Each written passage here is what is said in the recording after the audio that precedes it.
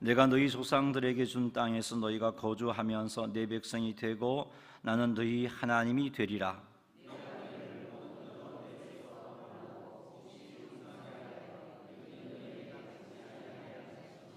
또 나무의 열매와 밭의 소산을 풍성하게 하여 너희가 다시는 기근의 욕을 여러 나라에게 당하지 아니하게 하리니 그때에 너희가 너희 악한 길과 너희 좋지 못한 행위를 기억하고 너희 모든 죄악과 가증한 일로 말미암아 스스로 믿게 보리라.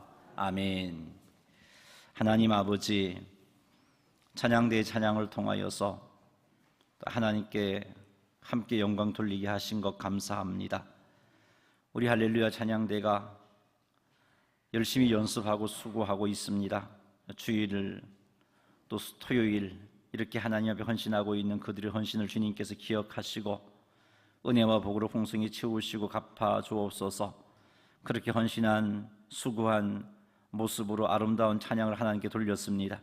우리 하나님께서 기뻐 함량하시며 모든 성도들에게도 은혜 주신 것 감사합니다.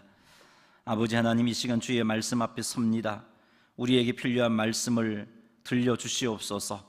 모든 이들이 그저 받다가 돌아가는 이 한 명도 없게 하시고 꼭 필요한 하나님의 말씀을 듣고 그 말씀 붙잡고 한 주간도 승리하게 하옵소서.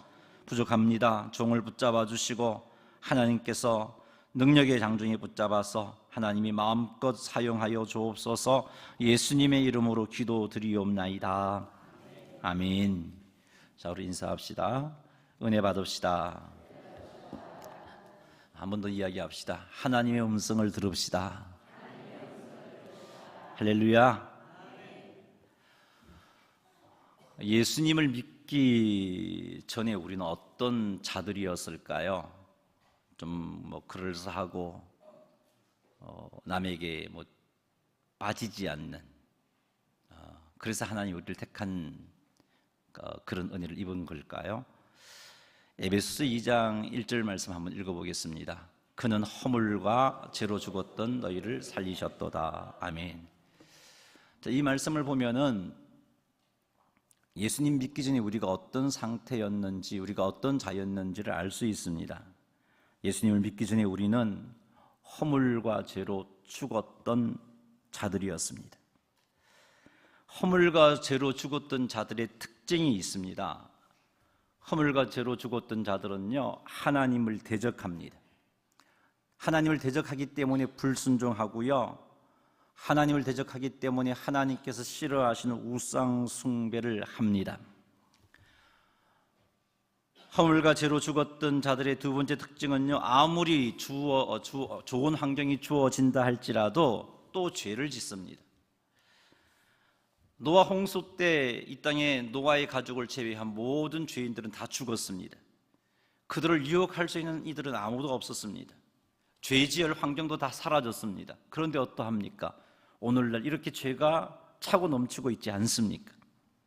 아무리 좋은 환경을 만들어줘도 허물과 죄로 죽었던 사람이 살고 있는 한 또 죄가 차고 넘치게 되어 있습니다. 허물과 죄로 죽었던 자의 세 번째 특징은 아무리 하나님의 놀라운 은혜를 체험해도 망각해버리고 또 죄를 짓는다는 겁니다. 이스라엘 백성들이 얼마나 많은 은혜를 체험했습니까? 하나님의 놀라운 은혜로 애굽에서 종살이하고 있던 그들이 해방되었습니다. 애굽의 하나님의 능력으로 10가지 재앙을 내리심으로 인하여서 애굽이 항복을 하고 이스라엘을 해방시키지 않았습니까? 그런 은혜를 경험했지만 그들 앞에 홍해가 가로막혀 있고 뒤쪽에 애굽 군대가 자기들을 치러 오는 것을 알고 얼마나 불안에 떨었습니까? 하나님께서는 그런 그들을 긍휼히 여기시고 모세를 통해서 홍해를 갈라 마른 땅이 되게 하시고 건너가게 하셨습니다. 그리고 그들을 쫓아왔던 애굽의 군인들을 홍해의 물로 전멸시켜버리죠. 놀라운 역사를 경험했습니다. 밤에는 불기둥으로 그들을 따뜻하게 보호해 주었고 낮에는 구름 기둥으로 광야의 길을 시원하게 지닐 수 있게 지켜주셨습니다. 아침마다 만나를 내려주셔서 그들에게 일용할 양식을 공급해 주셨습니다. 그럼에도 불구하고 그들은 죄를 지었습니다. 이게 허물과 죄로 죽은 자의 특징입니다. 허물과 죄로 죽은 자의 네 번째 특징은 죄를 지어 하나님 앞에 매맞아 심판받아 고통 중에 있으면서도 또 죄를 짓는다는 것입니다. 유다의 죄가 차고 넘쳤습니다. 하나님의 인내가 한계에 다다랐습니다. 그래서 바벨론으로 하여금 유다를 치게 하죠.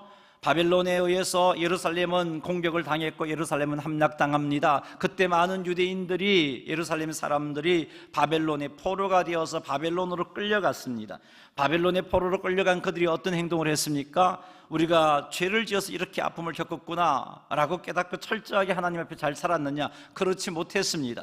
그곳에 가서도 우상 숭배했습니다. 그곳에 가서도 하나님을 거역했습니다. 그래서 하나님께서 에스겔에게 제사장들이 장로들이, 백성들이 에스겔에게 와서 하나님의 음성을 부를 때 하나님이 말하지 않겠다고, 너희들 그런 삶을 사는데 내가 왜 말하냐라고 말씀하신 겁니다.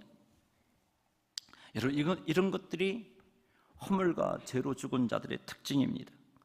그러니 무슨 소망이 있겠습니까? 어떤 환경을 만들어준 분들 죄 안 짓겠습니까? 어떤 능력을 체험해 분들 죄 안 짓겠습니까? 매를 맞고 또 맞는다고 죄 안 짓겠습니까? 죄 짓게 되어 있습니다. 그것이 허물과 죄로 죽은 자의 특징입니다. 예수 믿기 전에 우리가 그러했다는 거죠. 예수님 믿기 전에 우리가 그러했으니까 우리는 정말 소망 없었던 자들이라는 것을 알 수 있습니다. 소망 없습니다. 죄로부터 자유할 수가 없습니다.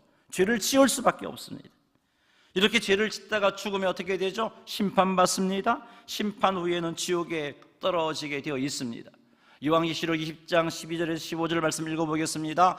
또 내가 보니 죽은 자들이 큰 자나 작은 자나 그 보좌 앞에 서 있는데 책들이 펴있고 또 다른 책이 펴졌으니 곧 생명책이라 죽은 자들이 자기 행위를 따라 책들에 기록된 대로 심판을 받으니, 여기 하나님 보좌 앞에 죽은 자들이 살아나서 서게 됩니다. 그리고 하나님 보좌 앞에 책이 두 권이 있는데 하나는 생명책이고 또 다른 하나의 책이 있습니다.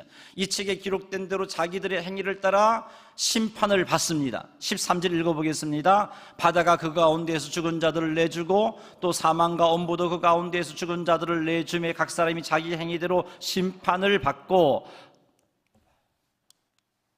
사망과 음부도 불못에 던져지니 이것은 둘째 사망 곧 불못이라 누구든지 생명책에 기록되지 못한 자는 불못에 던져지더라. 아멘. 죽으면 그만이 아닙니다. 살아나서 주님 보좌 앞에서 심판받아서 지옥불에 떨어지게 되어 있습니다. 허물과 죄로 죽은 자들은요, 여기에 가게 되어 있어요. 어쩔 수가 없어요. 아무리 애를 써도 죄로부터 자유할 수가 없기 때문입니다. 소망 없습니다. 죄를 안 지을 수가 없어요. 살폈잖아요. 매마저도 죄 짓습니다. 능력을 체험해도 죄 짓습니다. 하나님의 놀라운 권능을 맛보아도 죄 짓습니다.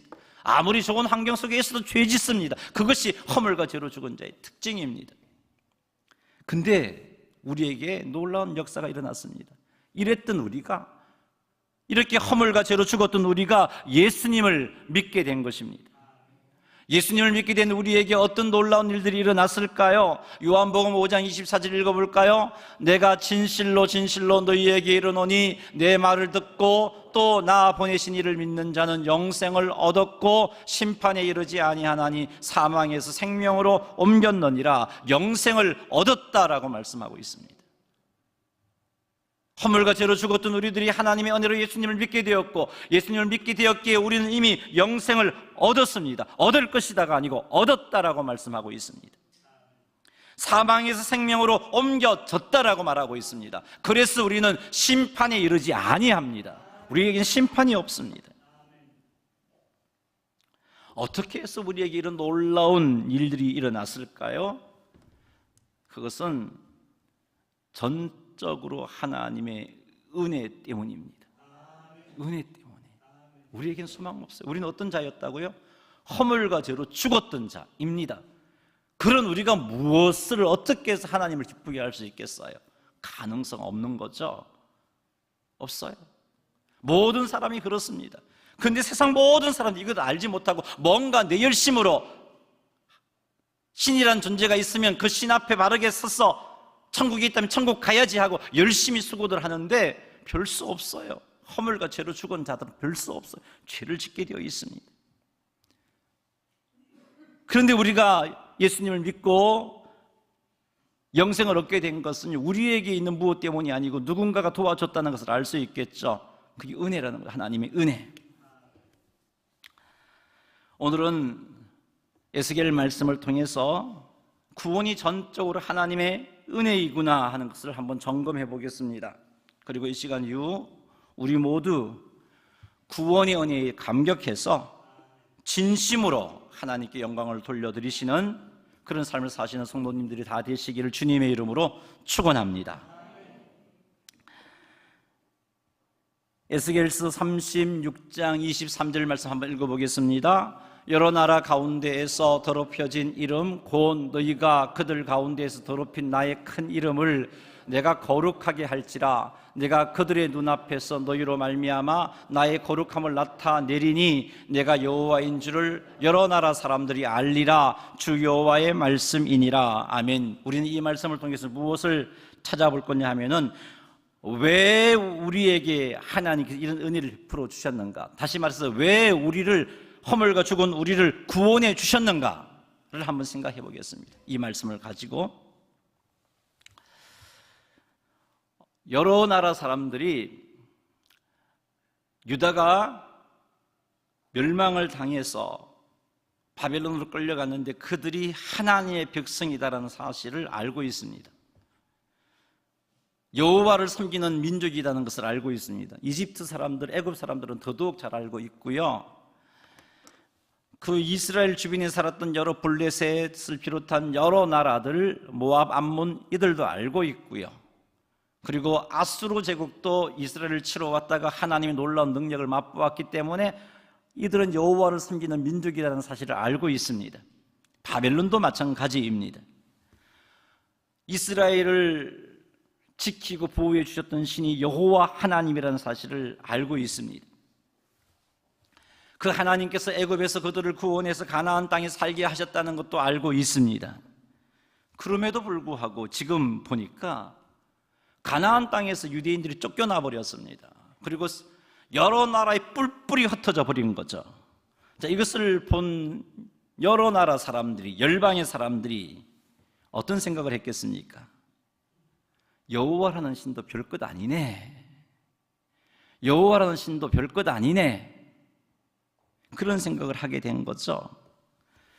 이런 모습, 이런 반응에 대해서 하나님께서는 내 이름이 너희들 때문에 여러 나라 가운데 더럽혀졌다라고 그렇게 말씀하고 계신 겁니다. 하나님 이름이 이렇게 더럽혀진 거죠. 열방의 생각처럼 하나님께서 능력이 없어서 힘이 없어서 바벨론이 섬기는 신으로부터 이스라엘을 지켜주지 못해서 망한 것이 아닌데, 이스라엘 백성들이 워낙 하나님 앞에 바르게 살지 못하고 깨닫지 못하고 죄를 지으니까 그거 깨닫게 하시려고 하나님께서 바벨론을 들어서 채찍으로 매댄 것인데, 이것을 알지 못했던 열방 사람들은 하나님도 별것 아니네, 여호와도 별것 아니네 라고 그렇게 생각했습니다. 근데 우리 하나님은요, 이것 정말 싫어하십니다. 하나님의 이름이 더럽혀지는 것 정말 싫어하십니다. 그래서 하나님께서는 여러 나라 사람들에게 하나님의 거룩함을 드러내시겠다는 겁니다. 23절 하반절에 내가 여호와인 줄을 여러 나라 사람들이 알리라, 그것 하시겠다는 겁니다. 하나님의 거룩함을 드러내어서 여러 나라 사람들이 내가 참 하나님이라는 사실을 알게 하시겠다라고 말씀하고 계십니다. 여러 나라 사람들이 하나님의 거룩함을 알게 하신다는 것은 이스라엘의 대적을 하나님의 권능으로 심판을 하시고 하나님의 전능하신 능력으로 이스라엘을 회복해 내시겠다는 겁니다. 그래서 하나님이 참 하나님이라는 것을 세상 모든 사람들이 입으로 시인하지 않을 수 없도록 하시겠다는 말씀입니다. 다시 한번 말씀드립니다. 이스라엘이 구원받은 것은 그들이 구원받을 만했기 때문에 하나님께서 그들을 구원하시겠다고 말씀하시는 것 아닙니다. 지금 에스겔을 통해서 나라 잃고 특별히 예루살렘 성전까지 폐허가 된 그런 지경, 바벨론 포로지에서 절망하고 있는 그들에게 이 예언의 말씀을 주신 그것은 그들에게 그럴 만한 이유가 있었기 때문이 아니에요. 그들은 허물과 죄로 죽은 존재이기 때문에 가능성을 찾을래야 찾을 수가 없습니다. 그런데 왜 하나님께 이렇게 하시는가? 하나님의 이름을 거룩하게 하시려고 하시겠다는 겁니다. 하나님께서 포로지에 끌려간 그들이지만 여전히 하나님 앞에 바르게 서지 못하고 우상을 숭배하고 있는 이들에게 하나님께서 지금 구원을, 회복을, 하나님의 이름을 거룩하게 하기 위해서 약속해 주고 계시는 겁니다. 그들이 왜 구원받았다는 것을 우리는 알 수 있습니다. 왜 구원받았다고요? 하나님께서 당신의 이름이 더럽혀지는 것을 용납할 수가 없어서, 하나님께서 열방 사람들에게 하나님이 참 하나님이라는 사실을 드러내시기 위해서, 하나님의 영광을 위하여서 이스라엘을 구원하시겠다고, 회복하시겠다고 약속하고 계신 겁니다. 우리가 예수님을 믿은 것도 마찬가지입니다. 우리는 허물과 죄로 죽었던 자들입니다. 그러기에 우리가 남들보다 잘난 것도 없습니다. 남들보다 선한 것도 없습니다. 우리는 허물과 죄로 죽었던 자들이기 때문에 하나님을 대적하며 살았던 자 아닙니까? 늘 하나님이 부르실 때, 하나님이 우리를 부르실 때 우리는 하나님과 원수된 삶을 살고 있었던 자들이었습니다. 그래서 우리는 그렇게 살다가 죽을 거고, 죽어 심판받을 거고, 심판받아 지옥 갈 자입니다. 이런 운명에서 벗어날 길은 우리에게 전혀 없었어요. 이런 우리가 구원받은 것은요, 하나님께서 하신 일인데 왜 그 일을 하셨는가? 하나님의 영광을 위해서입니다. 하나님의 영광을 위해서. 세상으로 하여금 하나님의 영광을 알게 하도록 하기 위해서입니다. 그러므로 우리 구원함을 받은 우리는 세상에서 하나님의 영광을 드러내는 삶을 살아야 돼요. 하나님의 영광을 위해서 우리를 구원하셨으니까요. 읽어볼까요? 에베소서 1장 5절 6절입니다. 그 기쁘신 뜻대로 우리를 예정하사 예수 그리스도로 말미암아 자기의 아들들이 되게 하셨으니 이는 그가 사랑하시는 자 안에서 우리에게 거저 주시는 바 그의 은혜의 영광을 찬송하게 하려는 것이라. 에베소서 1장을 보면 성부 하나님의 구원, 성자 하나님의 구원, 성령 하나님의 구원 역사가 기록되고 있는데, 전부 다 그 말미에 성부 하나님께서 구원하셨으니까 영광을 돌려라, 성자 하나님께서 너희를 구원하셨으니까 왜 하셨냐면 너희들로 하여금 영광을 돌리게 하기 위해서다. 성령 하나님께서 너희를 구원하셨는데 왜 하셨느냐? 너희로 하여금 성령 하나님께 영광을 돌리게 하시고자 그렇게 하신 일이다라고 밝히고 있어요. 여러분 명심하십시오. 우리가 잘나서 구원받은 게 아니고요, 하나님의 영광을 위해서 구원하셨습니다. 그러기에 우리가 힘써야 할 일은 무엇이겠어요? 내 생명이 끊어지는 그 순간까지 힘써야 할 일은 하나님의 영광을 위하여 사는 것입니다. 우리 성도들은요, 먹든지 마시든지 무엇을 하든지 하나님의 영광을 위하여 사는 자가 되어야 돼요. 하나님의 영광을 위해서. 그것 하시려고 하나님이 우리를 구원하셨잖아요. 그 은혜를 기억한다면 우리는 이런 삶을 살아야 됩니다. 자, 하나님께서 이렇게 하나님의 영광을 위해서 우리를 구원하셨는데 어떻게 구원하셨는가? 하나님께서 우리를 구원하셨던 방법들을 한번 생각해 보겠습니다. 우리가 읽은 오늘 본문은 하나님께서 이스라엘을 회복하실 것이라고 에스겔을 통해서 예언해 주신 말씀입니다. 이 말씀은 혈통적인 유대인들에게만 주어진 약속의 말씀이 아니고요, 에스겔서 전체를 읽어보면 1차적으로 유대인들에게 주신 말씀이지만 이 말씀은 이 땅에 존재하는 모든 하나님의 백성들에게 주신 약속의 말씀입니다. 이 말씀은 그리스도 안에서 구원받아 하나님의 자녀가 될 우리에게도 주신 약속의 말씀입니다. 초대교회 때 야고보 장로님이 계셨는데 그래서 이렇게 표현했습니다. 예루살렘 교회 안에는 유대인들만 있었던 게 아닙니다. 예루살렘 교회 안에는 이방인들도 많았습니다. 그들이 핍박을 받아 흩어졌습니다. 흩어짐으로 더 많은 이방인들이 예수 믿게 되었지요. 그들을 향하여서 야고보 장로님께서 뭐라고 말하셨냐 하면은 흩어져 있는 12지파라고 말했습니다.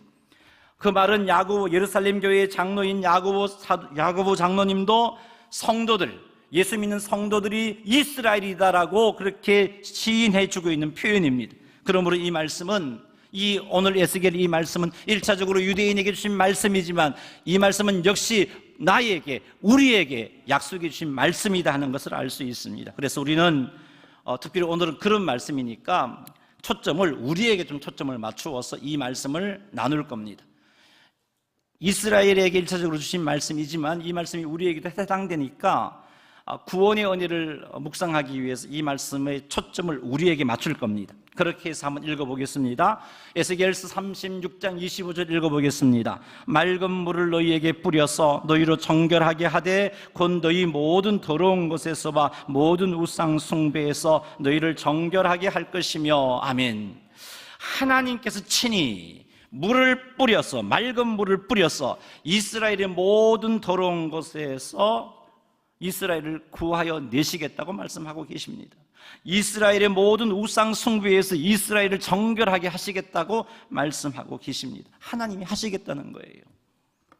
하나님이 회복을 예언하는데 너희들이 우상 숭배에서 돌아서라, 그래야면 내가 너희들 회복시켜 주마 라고 말씀하시는 게 아니고 그건 불가능한 일이에요. 왜 불가능합니까? 허물과 죄로 죽은 이들이기 때문에 불가능합니다. 그래서 하나님이 어떻게 하시겠다? 친히 그들에게 맑은 물을 뿌려서 그들의 모든 죄를 지어서 정결하게 하시겠다고 말씀하고 계십니다. 친히 그들에게 맑은 물을 뿌려서 우상 숭배에서 정결하게 하시겠다라고 예언하고 계십니다. 자, 이 말씀이 어떻게 성취되었는가?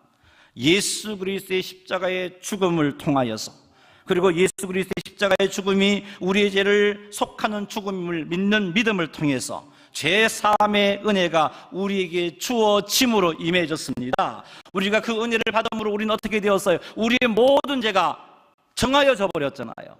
우리의 과거, 현재, 미래의 모든 죄가 정하여졌습니다. 이렇게 성취되었습니다. 이렇게.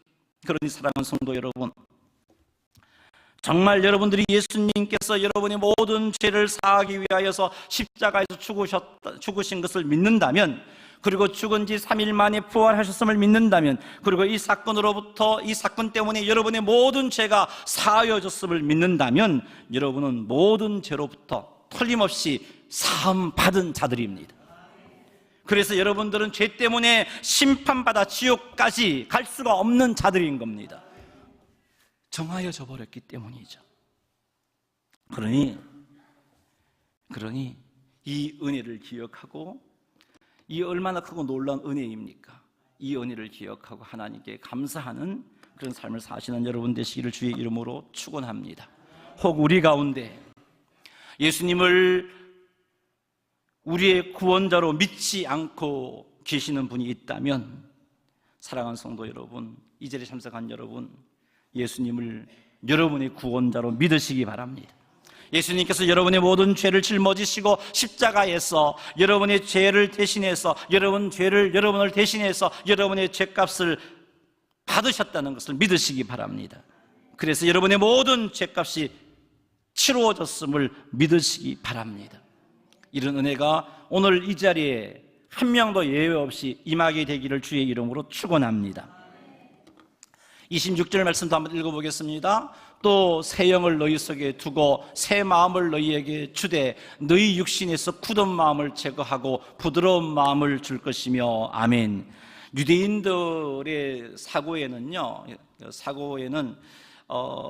이 마음, 영과 마음은 인간의 이성이, 또 인간의 의지가 자리하는 장소입니다.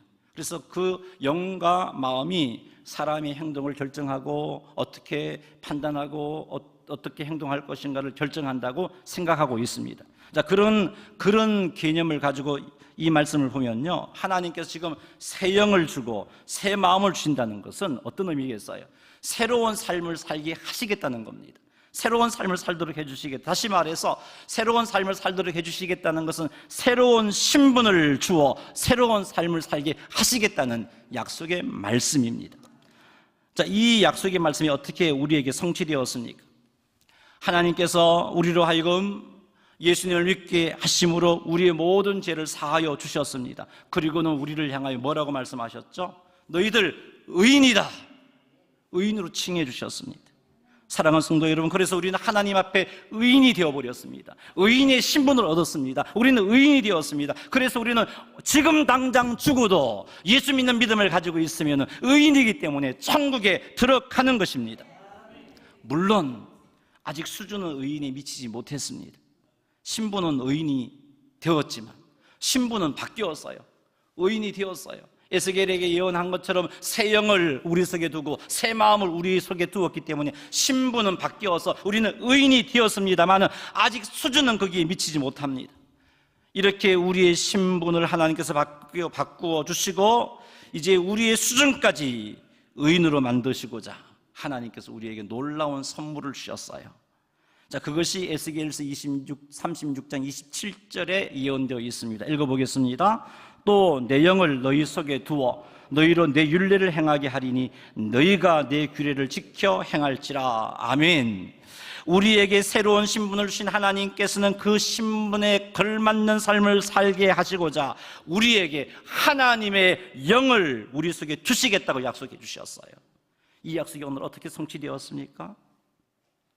예수 그리스도를 믿는 우리에게 성령님이 함께 하심으로 이 약속이 우리에게 이루어졌습니다. 그래서 예수님을 믿는 모든 자들, 예수님을 믿음으로 새로운 신분을 받은 자들에게 하나님께서 성령을 선물로 주신 거예요. 그 성령 하나님께서 우리와 함께하고 계십니다. 그 성령님께서 우리 속에 함께하고 있습니다. 마치 우리 육체 안에 우리 영혼이 함께하는 것과 똑같은 이치로 우리에게 성령 하나님이 함께하고 계시는 겁니다. 우리와 함께 하시는 성령님께서 어떤 일을 하시겠습니까? 우리로 하여금 27절 보세요. 우리로 하여금 하나님의 율례를 행하게 하시는 일을 하십니다. 우리로 하여금 하나님의 율례를 깨닫게 해주시고 이 말씀에 순종해야 하며 이 말씀에 순종할 수 있는 힘을 공급해 주시고 이 말씀을 순종할 수 있는 비전도 깨달아 알게 해주심으로 그렇게 할 수 있도록 도와주시는 거예요. 이때 성령께서 우리와 함께 하시는 성령께서 하나님의 율례를 깨닫게 해주시고 이 말씀에 순종해야 하구나, 이것이 내게 유익하구나, 이것이 행복의 길이구나, 이것이 내가 살 길이구나 깨닫게 하시고 또 그렇게 살 수 있는 힘을 공급해 주실 때 우리는 어떻게 반응해야 하는가? 27절 다시 한번 읽어보겠습니다. 또 내 영을 너희 속에 두어 너희로 내 율례를 행하게 하리니 너희가 내 규례를 지켜 행할지라. 그래서 행해야 돼요. 이때 우리는 어떻게 반응해야 하는가?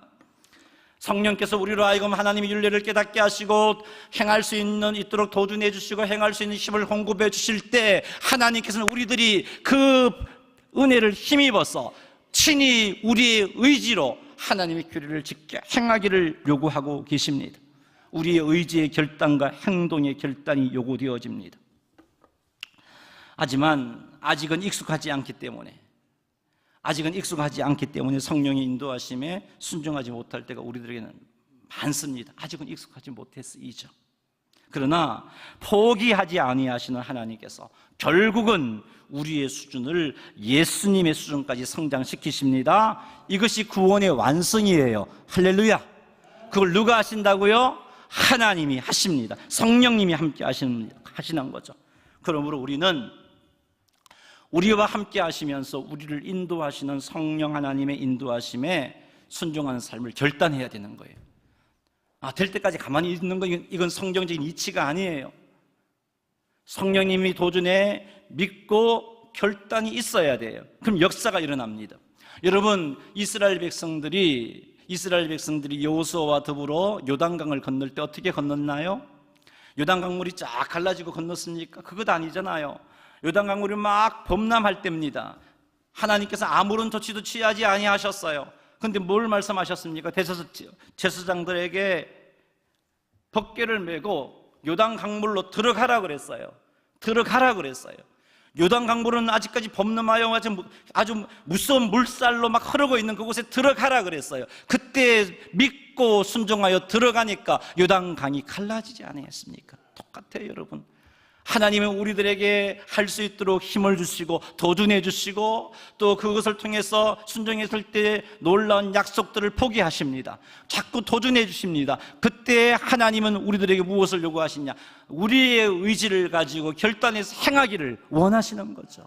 그것이 하나님의 이치입니다. 그러니 사랑하는 성도 여러분, 성령 하나님의 인도하심에 순종하는 삶을 사시기 바랍니다. 실패했습니까? 그럼 또다시 일어나 시작하시기 바랍니다.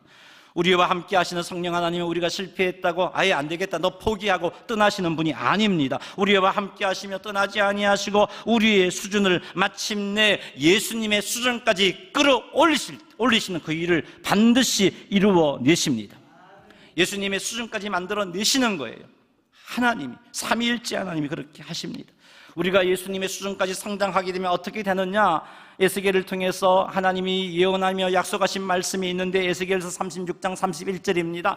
한번 읽어볼까요? 그때 너희가 너희 악한 길과 너희 좋지 못한 행위를 기억하고 너희 모든 죄악과 가증한 일로 말미암아 스스로 밉게 보리라. 아멘.